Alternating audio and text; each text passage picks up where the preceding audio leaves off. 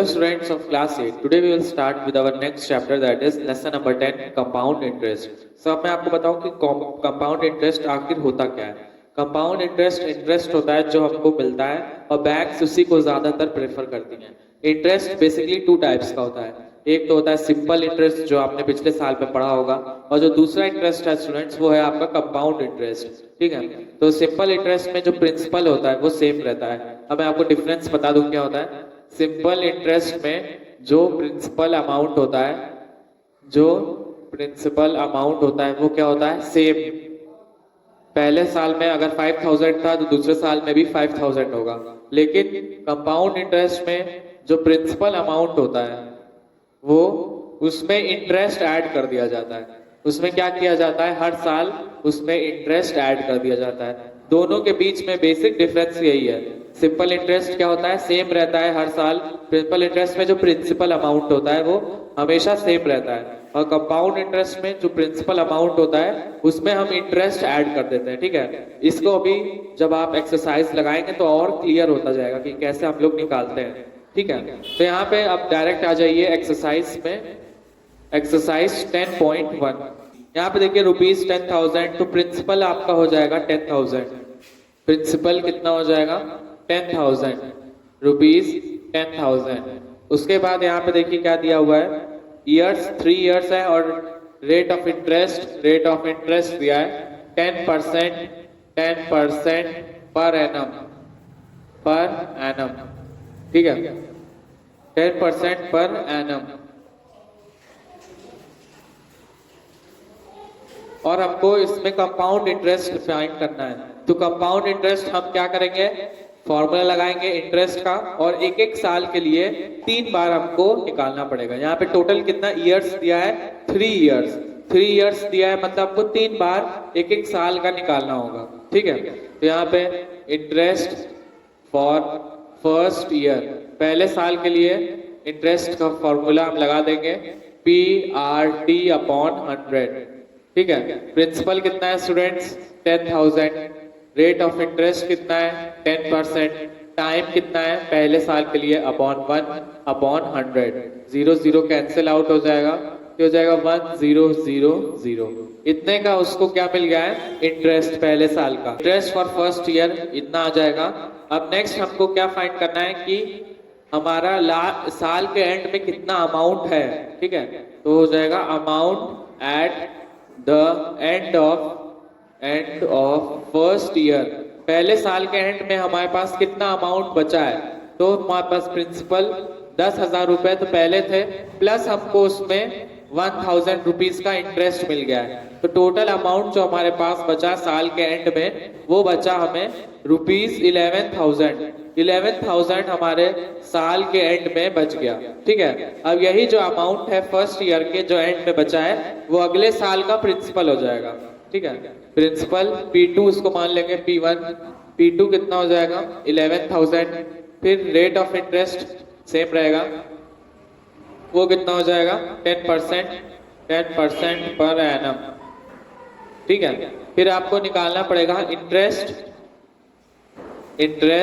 For second year. Formula put कर दीजिएगा students, PRT/100. ठीक है. तो यहाँ पे देखिए प्रिंसिपल कितना है, जो लास्ट के एंड में जो अमाउंट बचा था वो अगले साल का प्रिंसिपल हो जाएगा. यहाँ पे जो प्रिंसिपल है वो 11,000 का है. 11,000 इंटू रेट ऑफ इंटरेस्ट कितना है, रेट ऑफ इंटरेस्ट 10% टाइम, एक साल के लिए हम लोग निकालते हैं, अपॉन 100. 0 कैंसिल, ये होगा 1100. इतना आपको इंटरेस्ट मिल गया है. इतना क्या मिला है आपको, इंटरेस्ट फॉर सेकेंड ईयर का इंटरेस्ट ये है. अब हम निकालेंगे amount at the end of second year के एंड में कितना अमाउंट हमारे पास है. तो सेकेंड ईयर की स्टार्टिंग में हमारे पास जो प्रिंसिपल था वो कितना था, 11,000 हमारे पास था, प्लस हमको इंटरेस्ट मिला कितने का, 1,100 का. तो इसको ऐड कर देंगे तो ये हो जाएगा 0 0 1 2 और ये 1, 12,100. 12,100 जो है वो अमाउंट बचा है सेकेंड ईयर के एंड में, और वही अगले साल का प्रिंसिपल हो जाएगा P3, अगले साल का वही प्रिंसिपल हो जाएगा 12100। ठीक है, बस यही आपको चीज में यही आपको ध्यान रखना होगा। रेट ऑफ इंटरेस्ट कितना है स्टूडेंट्स? रेट ऑफ इंटरेस्ट है 10%, 10% पर एनम। अब हम यहाँ पे फॉर्मूला लगा देंगे, interest for second year, interest for third year. Third year के लिए इंटरेस्ट क्या हो जाएगा? फॉर्मूला पुट कर देंगे, PRT upon 100, PRT upon 100। Principal कितना है यहाँ पे? प्रिंसिपल ये है 12,100 into rate of interest 10% time 1 year के लिए, थर्ड ईयर के लिए हम लोग निकाल रहे हैं। 0 0 कैंसिल आउट हो जाएगा, हमारे पास इंटरेस्ट कितना बचेगा? 1210। इतने का इंटरेस्ट हमें मिलेगा, ठीक है, थर्ड ईयर में। तो अब हमें क्या फाइंड करना है? कंपाउंड इंटरेस्ट फाइंड करना है। ठीक है, क्या फाइंड करना है? Compound interest.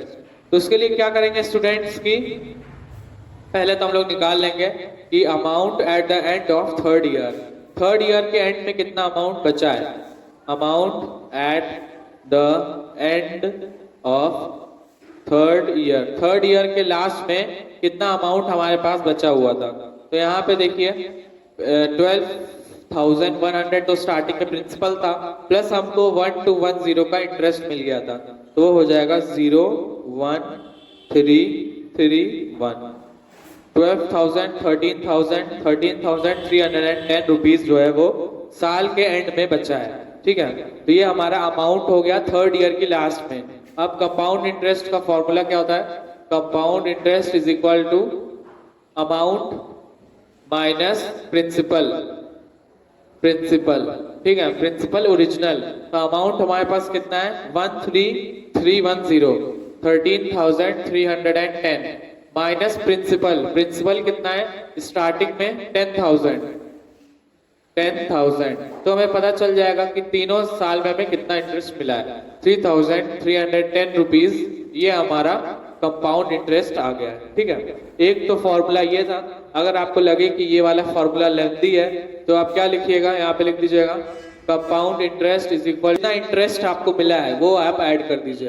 तो पहले साल में देखिए 1,000 इंटरेस्ट मिला है, तो यहाँ पे आप लोग 1,000 लिख देंगे, प्लस दूसरे साल में कितना इंटरेस्ट मिला है? दूसरे साल में आपको मिला है 1,100 इंटरेस्ट, तो यहाँ पे प्लस 1100। और तीसरे साल में कितना मिला है? 1210, 1210। अब तीनों को हम लोग ऐड कर देंगे। 1,000 पहले साल का इंटरेस्ट है, 1100 दूसरे साल का, और 1210 तीसरे साल का। तो हो जाएगा 3310। तो आप दोनों तरीके से निकाल सकते हैं।